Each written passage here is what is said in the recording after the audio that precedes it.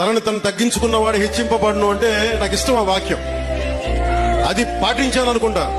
60 సీట్ల పోటీ చేద్దాం అనుకుంటే లేదు 40 చాలు. 40 కాదు అంటే సరే 35, 35 కూడా కాదు 25 కూడా కాదు 21 అంటే 21 మొత్తం గెలుపు దేశం మొత్తం మాట్లాడుకునేలా చేసింది. ఒక బైబిల్లో ఉన్న సూక్తి ఎంత గొప్పది అంటే తనని తను తగ్గించుకుంటే హెచ్చింపబడతావంటే ఇంతకు మించిన సాక్ష్యం ఏం కావాలి?